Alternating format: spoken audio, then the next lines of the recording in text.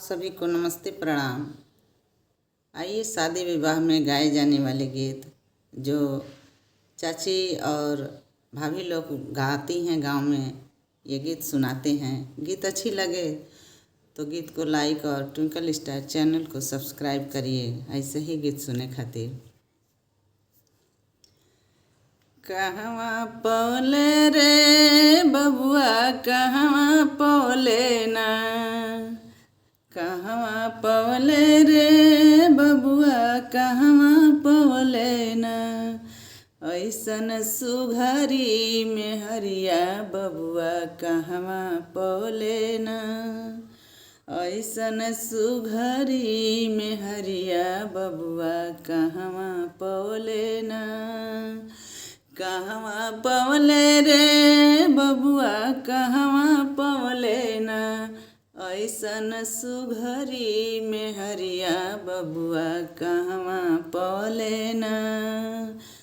मेला में पवलिए बाबूजी मेला में पवलीना, मेला में पवलिए बाबूजी मेला में पवलीना, ऐसन सुघरी में हरिया बाबूजी मेला में पवलीना, मेला में पवलिए बाबूजी मेला में पवलीना, ऐसन सुघरी में हरिया बाबूजी मेला में पवलीना, काई खियैबे रे बबुआ काई खियैबे ना, काई खियैबे रे बबुआ काई खियैबे ना, ऐसन सुघरी में हरिया बबुआ काई खियैबे ना, काई खियैबे रे बबुआ काई खियैबे ना,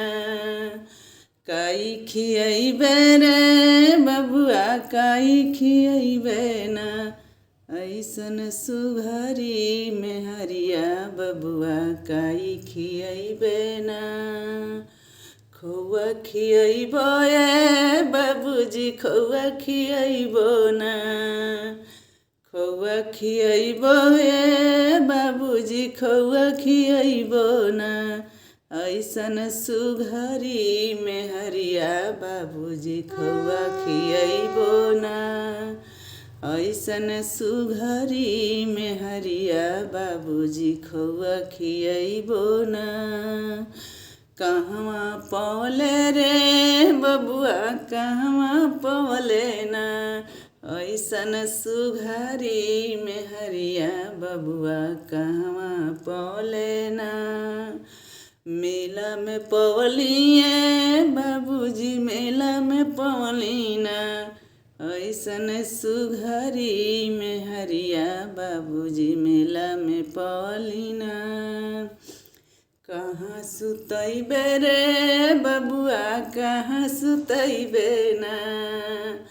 कहाँ सुतैबे रे बबुआ कहाँ सुतैबे ना,